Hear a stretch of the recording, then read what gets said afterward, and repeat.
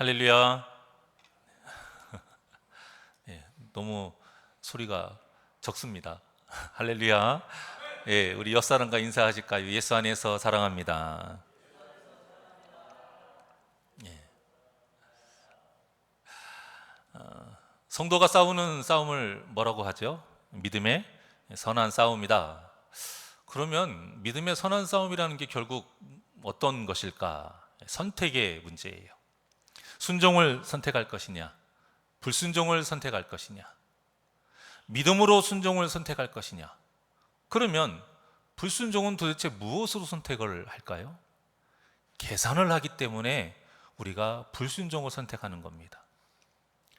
그러니까 우리 믿는 자들은 어떤 이득과 어떤 손실을 우리가 계산하게 되면 절대 하나님의 말씀에 순종할 수가 없어요.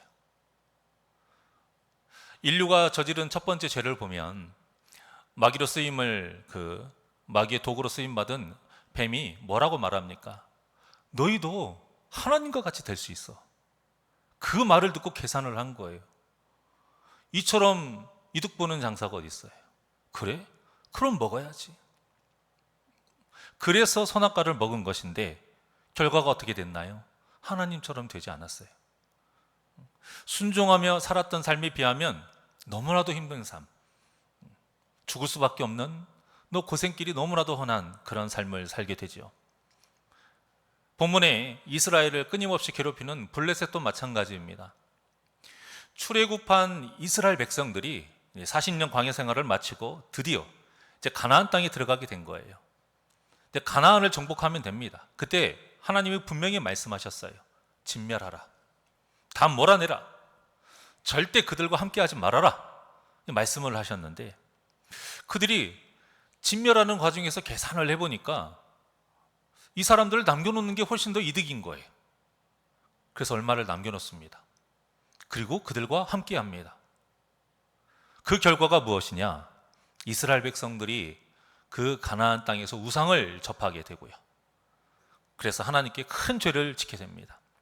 그런데 그때 남았던 자들이 민족을 이루어서 세운 나라가 블레셋이에요. 어떻습니까?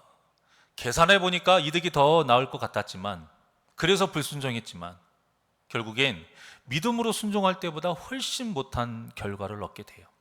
그리고 그 결과로 지금 이스라엘이 계속 괴롭힘을 당하게 됩니다.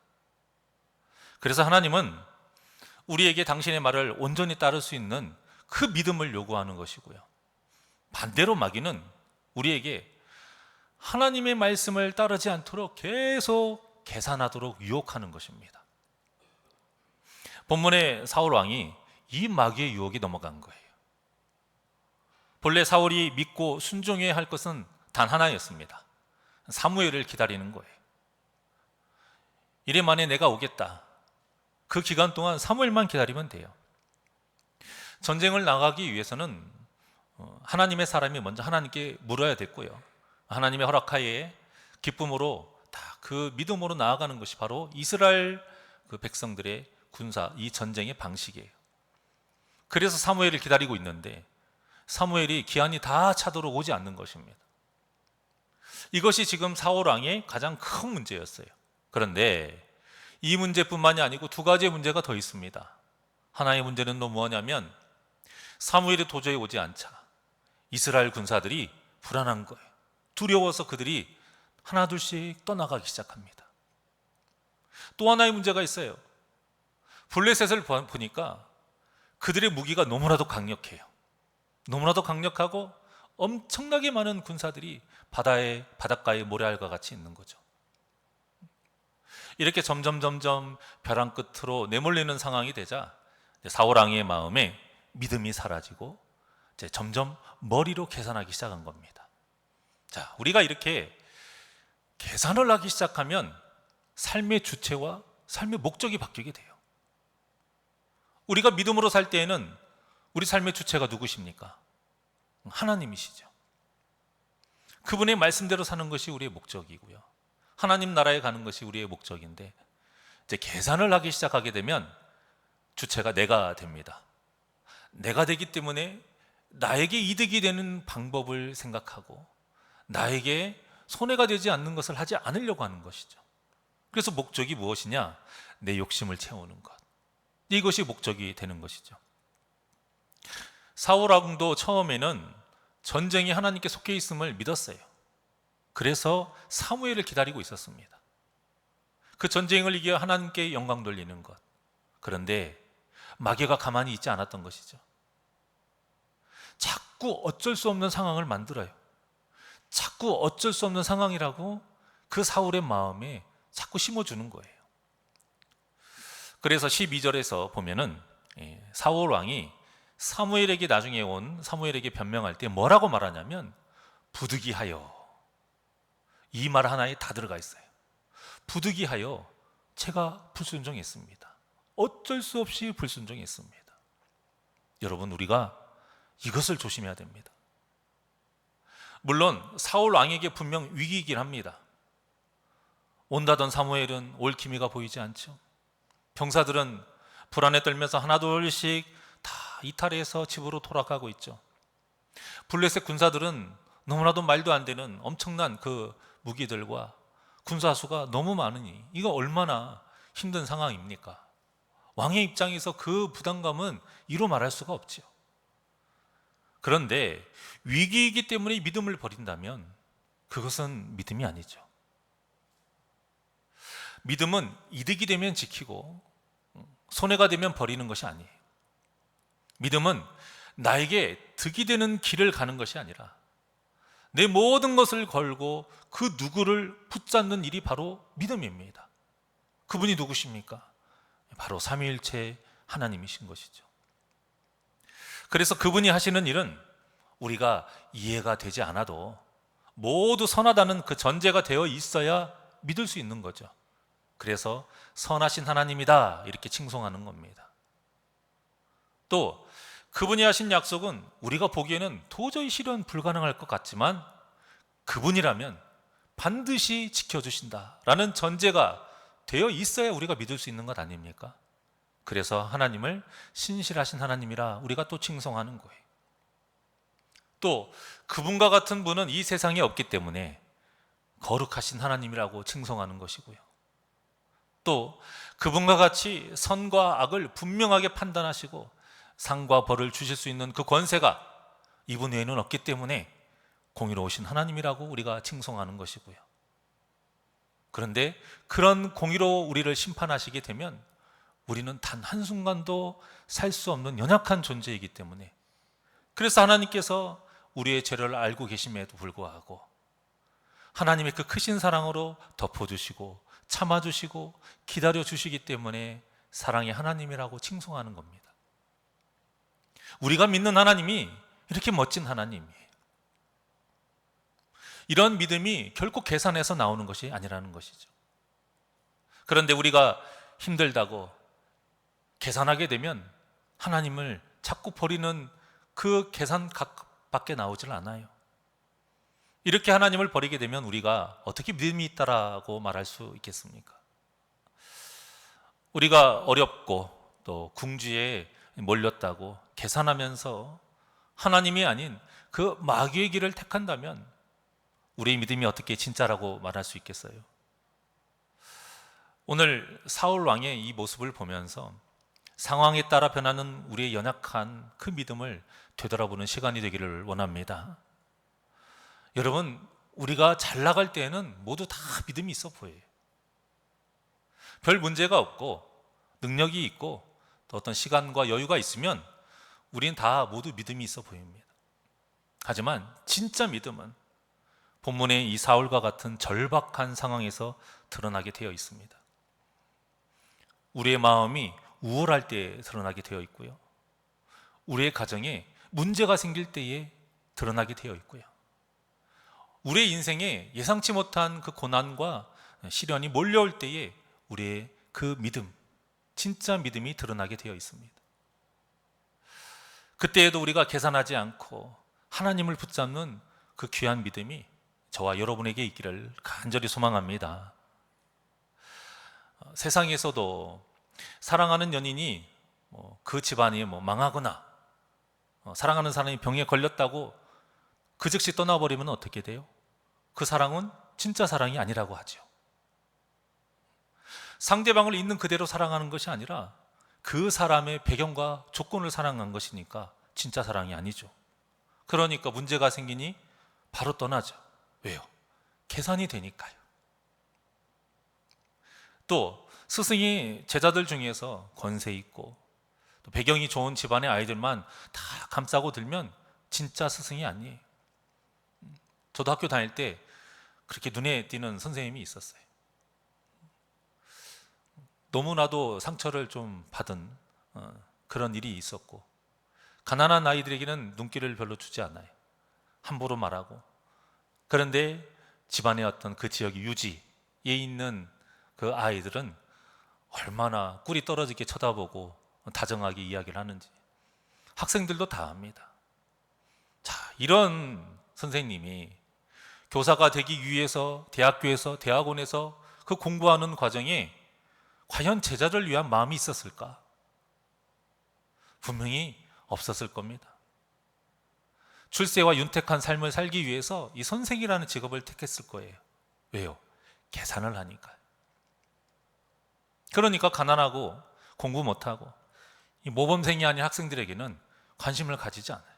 함부로 대하는 것 아니겠습니까? 우리의 믿음도 마찬가지입니다. 고난과 그 시련과 문제 때문에 우리가 믿음을 버린다면 절대 우리의 믿음이 진짜 믿음이라고 할 수 없어요. 그런데 사람들은 말합니다. 어쩔 수 없는 상황이 있는 것 아닙니까? 당신이 사울의 입장이 돼 보십시오. 이보다 더할 수 있는 자신이 있어요? 이런 식으로 반문하고 물고 늘어져요. 근데 과연 그럴까요? 본문에 이 사울 왕에게는 그 세 가지의 문제가 있었죠. 아까 말씀드린 것처럼 첫 번째가 뭐였습니까? 사무엘이 오지를 않아요. 약속한 기한에 오지 않아요. 그런데 사실은 늦지 않았습니다. 약속을 지킨 거예요. 아직 사무엘이 말한 그 기한이 지나지 않았어요. 물론 끝이 다가오고는 있었습니다. 그리고 사무엘에게 내가 좀 늦어. 뭐 어느 때까지 올 수 있어. 이런 기별이 없었기 때문에 불안할 수는 있어요. 하지만 그렇다고 해서 사무엘이 늦은 것은 아닙니다. 오늘 본문에처럼 딱 제사가 끝난 후에 사무엘이 바로 도착해요. 그러니까 이것은 핑계가 될 수 없는 것이죠. 자, 그리고 두 번째 문제인 군사들이 떠나가는 상황을 한번 보실까요? 사울은 이미 이전에 암몬과의 전쟁이 있었어요. 그때는 왕도 없었고요. 군사도 없는 상황에서 뭐 기름 부음을 받긴 했지만 흔히 그 주변 국가에 있는 그런 왕과 같은 이런 체제가 전혀 정비가 되어 있지 않는 상태였습니다. 근데 그때 사울이 왕으로 기름 부음을 받았음에도 뭘 했습니까? 밭에서 소 끌고 밭을 갈고 있었어요. 근데 길르앗 야베스가 암몬 군대에 공격을 받는다는 소식을 들은 겁니다. 그때 데리고 있던 소 한 결이 두 마리죠. 그 두 마리를 다 각을 떠서 온 이스라엘에 다 보냅니다. 길르앗 야베스를 위해서 우리가 모이지 않으면 너희들이 이 각을 뜬 이 소와 같이 되리라. 그렇게 말을 전하게 되죠. 근데 그때에 성경에 뭐라고 기록이 되어 있냐면 사울이 하나님의 영에 크게 감동되었다라고 말하고 있습니다. 그리고 사울이 보낸 그 각든 소의 고기를 받은 백성에게 또 뭐라고 기록되어 있냐면 여호와의 두려움이 임했다라고 말합니다. 자, 그 결과가 총 33만 명이라는 엄청난 숫자가 보입니다. 이 모든 일을 사울이 했습니까? 아니에요. 사울은 그저 도구로 사용된 것이고요. 이 모든 일은 하나님께서 하신 일입니다. 그러니까 사울이 이런 경험이 없었다면 이해라도 가지만 이미 사울은 경험을 했어요. 똑같은 상황을 경험을 한 겁니다. 군사가 떠나가도요, 하나님의 영이 본인에게 임하게 되면, 그들이 떠나가도 하나님의 그 두려움이 백성에게 임하게 되면 몇 명이 되었든 다시 모일 거라는 건 이미 알고 있어요. 그렇기 때문에 이걸로 믿음을 버리는 핑계를 댈 수가 없습니다. 세 번째 문제요. 그래요. 블레셋 굉장히 강력한 무기를 가지고 있었고 엄청나게 많은 군사들로 절대 이길 수가 없습니다. 하지만 하나님 앞에서는 무용지물입니다. 이것도 이미 사울이 체험했어요. 그 암몬과 길르앗 야베스에서 싸울 때에 이스라엘 군사들이 많아서 이긴 것이 아닙니다. 그때 이들이 무슨 정규 훈련을 받은 것도 아니고요. 갑작스럽게 소집된 집에서 밥 갈다가 나온 사람들, 자다가 나온 사람들, 다른 일 하다가 나온 사람들. 오늘날로 말하면 그냥 예비군이에요. 민방이라고 해야 되나? 그 정도밖에 안 되는 전력인데 어떻게 군사훈련에 최적화된 프로 아닙니까? 암몬 군대는. 그 군대를 어떻게 무찌를 수 있었겠습니까? 다 하나님의 도우심이었던 것이죠. 이것을 이미 체험했어요, 사울은. 도저히 이길 수 없는 그 상황에서 승리할 수 있는 걸 체험했어요. 또 사무엘이 이스라엘 백성 앞에서 이제 마지막 말을 전하고 그들의 하나님께 왕을 요구한 것에 대한 책망을 하잖아요. 그때 하나님께서 밀 베는 때임에도 불구하고, 비가 내리지 않는 그 때임에도 불구하고 우레와 비를 보내십니다. 그래서 당신의 살아계심을 다 온 이스라엘 백성들에게 나타내셨어요. 그들이 다 두려움에 떨었습니다. 이것을 다 사울이 눈으로 보았고요, 귀로 들었고요, 몸으로 체험을 했습니다. 그렇다면 아무리 강력한 무기로 무장학을 하고 그렇게 바닷가에 모래알처럼 많은 군사가 있을지라도 하나님의 전능하심을 이미 체험했던 사울이었기에 승리할 수 있었어요. 그런데 그것을 핑계 삼아 믿음을 저버린다. 이것은 말 그대로 핑계일 뿐이고 말이 안 되는 것이죠. 자, 또 하나 심각한 문제는 사울이 이런 이유로 제사를 드린 것 자체가 뭔 그렇게 큰 문제냐라고 말할 수 있는 것인데, 제사에 대해서 누가 드리고 이런 것을 일단 다 떠나서요, 이런 마음이 어디에서 오는 거냐면 작은 죄는 하나님 앞에 그냥 작은 죄 아니냐, 이런 마음이 있는 것이 문제인 거예요.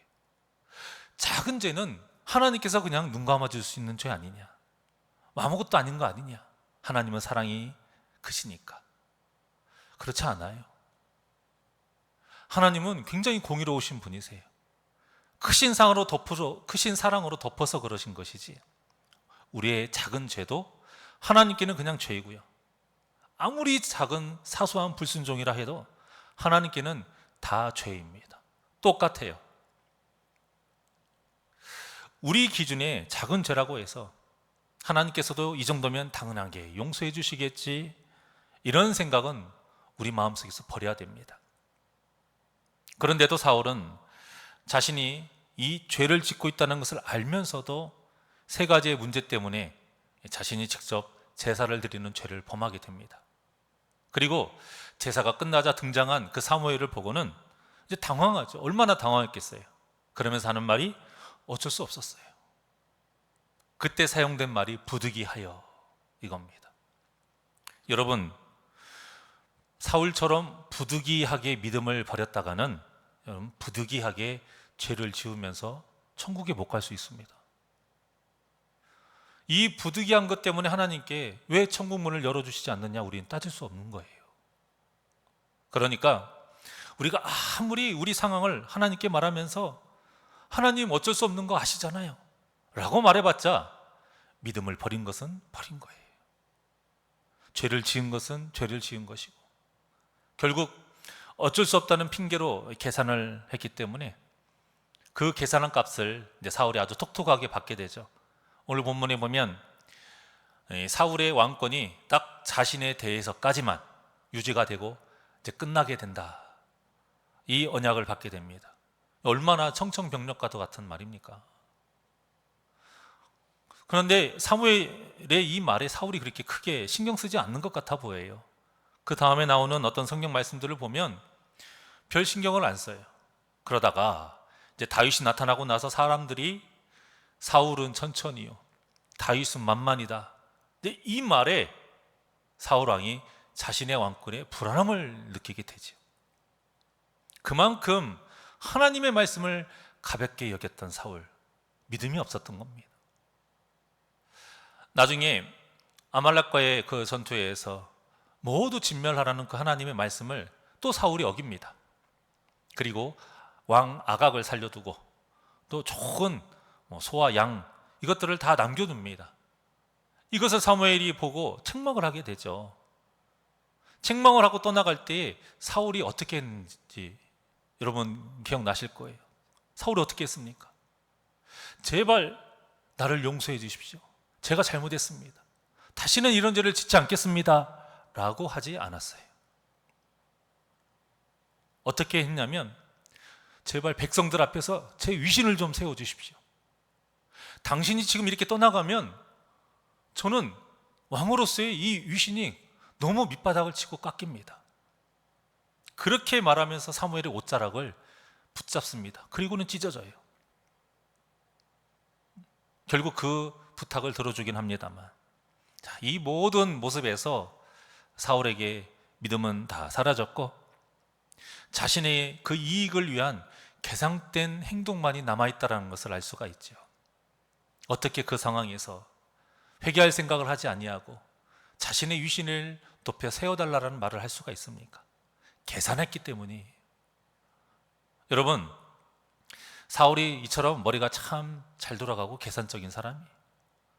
너무 계산이 잘 되니까 믿음을 버리게 된 거예요. 그런데 결국 사울이 한 계산은 틀렸어요. 왜냐하면 믿음을 버리고 나서 사울의 모든 환경, 그 후손 다 나빠졌기 때문이에요. 제가 아까 설교 서두에 말씀드린 것과 같이 하나님과 같이 되고자 선악과를 먹었지만 결국 어떻게 됐습니까? 에덴 동산에서 쫓겨났어요. 저주를 받았고요. 또 가나안의 그 백성들을 진멸하고 몰아내는 것보다 그들을 이용하는 것이 더 계산을 해보니까 나와서 남겨뒀어요. 그런데 결국 이스라엘 백성들이 우상으로 병들게 되고 그 병든 우상의 병폐가 너무나도 오랜 시간 동안 이어집니다. 끈질기게 그들을 또 괴롭히는 블레셋이 또 탄생하게 되지요. 마귀는 이처럼 우리에게 좋은 것을 주는 것처럼 유혹하고는 멸망을 안겨주는 존재예요. 마귀는 이익을 주는 것처럼 우리를 유혹하고는 결국 손해를 보게 하는 존재예요. 마귀는 우리에게 많이 주는 것처럼 해놓고는 다 빼앗아가요. 채워주는 것처럼 유혹해놓고는 밑바닥에 구멍을 뚫어놓고 다 새게 만들어요. 겉으로는 막 오는데 결국 돌아보면 남는 게 하나도 없죠. 마귀는 우리에게 기쁨을 주는 것 같지만 결국 절망과 슬픔만 남겨주게 하는 존재가 바로 마귀입니다. 그러니까 결국엔 믿음을 끝까지 지키는 것이 우리의 영혼과 우리의 삶에 수지 맞는 일인 거예요. 정말 영적으로 계산을 잘하는 그 지혜가 있는 사람은 믿음을 끝까지 지키는 사람입니다. 그런 사람이 누구냐? 다윗 아닙니까? 장인에게 억울하게 쫓겨다녔을 때에도, 블레셋에서 미친 척을 했을 때에도, 아들 압살롬이 반란을 일으켜서 도망갈 때에도, 또 그 과정에서 시므이에게 비난과 수치를 당할 때에도 다윗의 믿음은 결코 변하지 않았습니다. 끝까지 그 믿음을 지킨 사람이 다윗이에요. 절대 계산하지 않았어요. 여러분, 계산하면 다윗과 같은 믿음 지킬 수 없습니다. 특히 시므이요, 말 한마디면, 아니 말 안 해도 됐어요. 이미 옆에 있던 다윗의 추종자들이 죽이려고 눈에 불을 켜고 있었어요. 가만히 있으면 알아서 죽을 수 있는 존재가 시므이였지만 다윗이 막습니다. 하나님의 뜻이 시므이를 통해서 나에게 가르쳐주고자 하신 것이 있을 수 있는 거 아니냐. 내가 이 원통함을, 내가 이걸 믿음으로 참으면 또 하나님이 이것을 또 귀하게 보시지 않겠느냐. 얼마나 아름답습니까? 이런 생각은 계산해서 할 수 있는 게 아니에요. 그 결과가 전무후무한 영광을 누리게 되고요, 다윗의 자손들 하나님께서 지켜주신다라는 그 위대한 언약까지 받게 됩니다. 우리 말씀 한번 교독할까요? 봉독하겠습니다. 사무엘하 7장 12절에서 16절까지입니다. 다 같이 한 목소리로 시작. 네 수완이 차서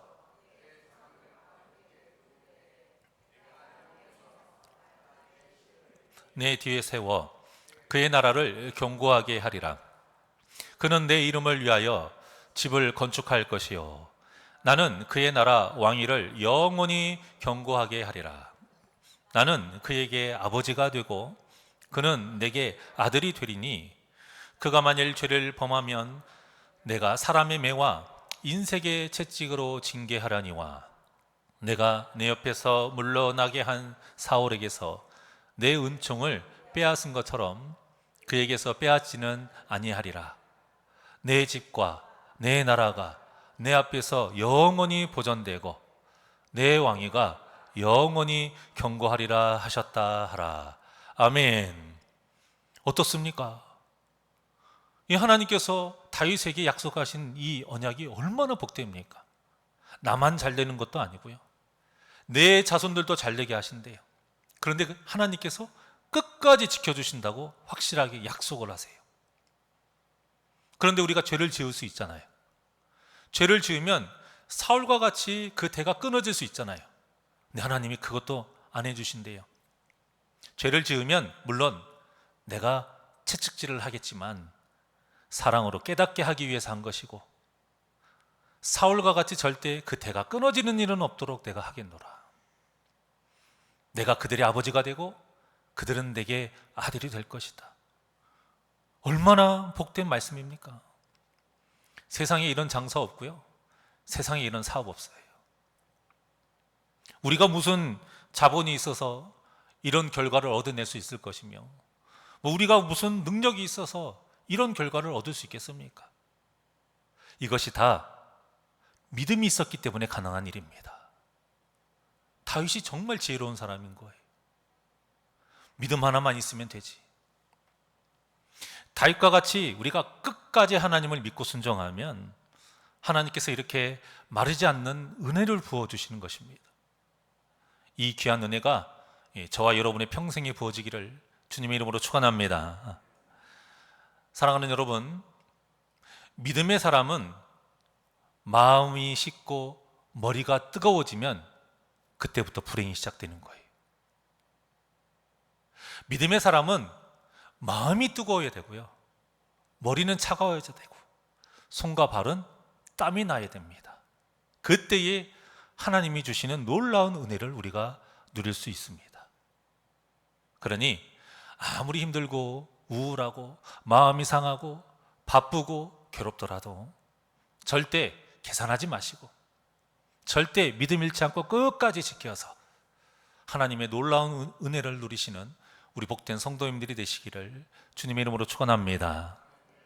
끝까지 믿어야, 끝까지 지켜야 진짜 믿음입니다. 한두 번으로 만족하지 마시고 끝까지 믿음을 지키셔서 하나님께 착하고 충성된 종이라 인정받고 하나님의 은혜를 충만히 누리시는 우리 귀하고 복된 성도님들이 되시기를 주님의 이름으로 간절히 축원합니다. 이 시간 우리 주만 바라볼지라 하나님께 찬양 드리시겠습니다.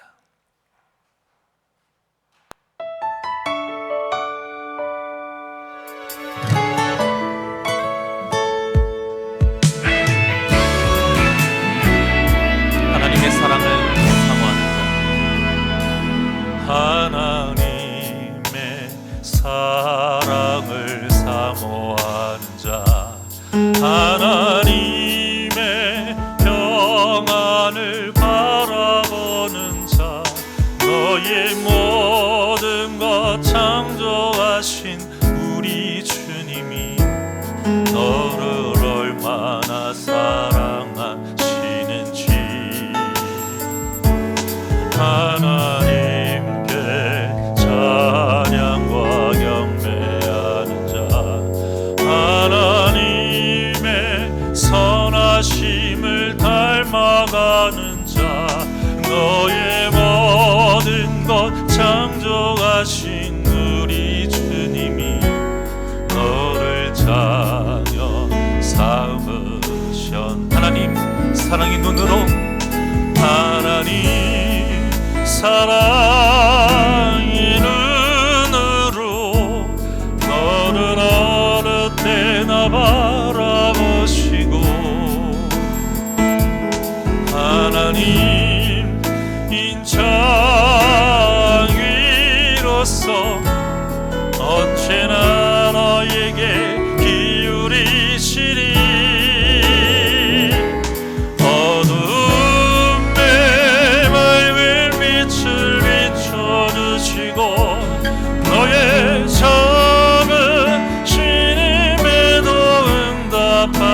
하시니 너는 어느 곳에 있든지 주를 향하고 주만 바라볼지라.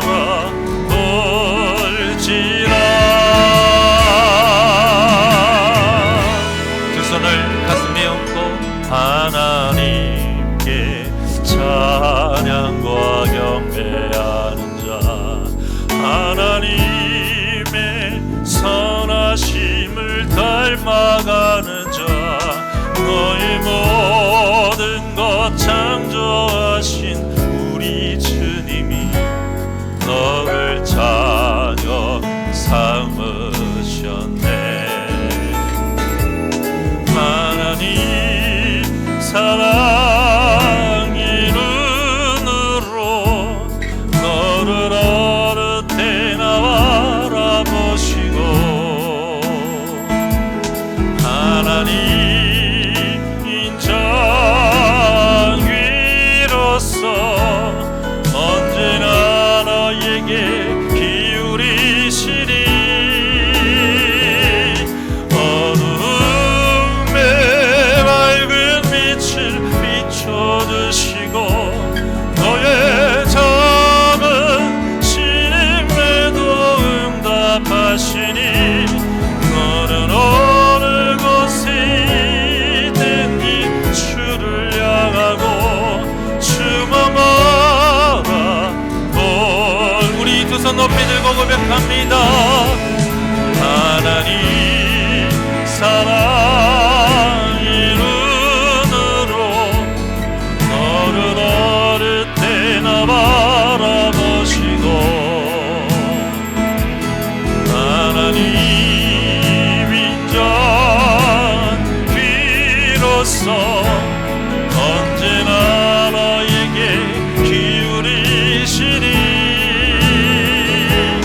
어둠에 밝은 빛을 비춰주시고 너의 적은 신임에도 응답하시니 너는 어느 곳에 있든지 주를 향하고 주만 바라볼지라.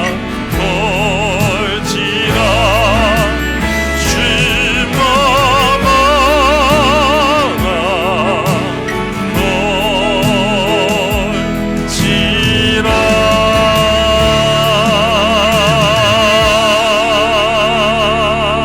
바라볼지라. 기도하시겠습니다. 언제나 우리를 불꽃 같은 눈동자로 지켜주시고 졸지도 않으시고 주무시지도 않으시며 우리를 언제나 지켜 보호하시는 하나님 아버지, 우리의 모든 삶의 시선을 주님께만 향하며 살아가길 원합니다. 우리가 무엇으로 하나님의 은혜를 얻을 수 있겠으며 우리가 무엇으로 하나님께서 약속하신 그 큰 복을 누릴 수 있겠습니까? 우리의 외모도 아니요, 우리의 능력도 아니요, 우리의 힘도 아니고 우리의 배경도 아니고 우리의 지식도 아닙니다. 오직 믿음입니다. 오직 믿음을 끝까지 지키며 나아갈 때에 하나님께서 우리에게 약속하신 모든 은혜와 복을 얻을 줄 믿습니다. 어떠한 어려운 환경 속에서도, 어떠한 힘든 환경 속에서도 아무리 하나님 앞에 핑계대고 이야기하고 싶은 그런 고난과 시련 속에서도 절대 부득이하여 라는 핑계대지 않게 하여 주시옵소서. 부득이하여 계산한 자 되지 않게 하여 주시옵소서. 부득이하여 마귀가 원하는 그 삶의 주체가 내가 되고 내 욕심을 위해서 살아가는 그런 잘못된 길, 멸망의 길 걸어가지 않게 하여 주시옵소서. 그 길의 끝은 사울과 같은 멸망입니다. 하나님, 우리가 원하는 것, 우리가 걸어가야 할 길은 다윗의 그 길입니다. 오직 믿음으로 나아갔던 그 다윗, 그래서 하나님께서 말로 할 수 없는 많은 은혜와 복을 주셨던 그 삶, 우리가 그 복된 삶을 살아갈 수 있도록 믿음을 주시옵소서. 오늘도 그 믿음 붙잡고 나아가길 원하오니 언제나 말씀을 들을 때 믿음을 견고히 세워주시옵시고 기도할 때에 성령님 힘을 주시어서 그 믿음을 지킬 수 있도록 인도하여 주시어서 믿음으로 끝까지 승리하는 귀하고 복된 우리 성도님들 되게 하여 주시옵소서. 감사함이 예수님의 이름으로 기도하옵나이다. 아멘.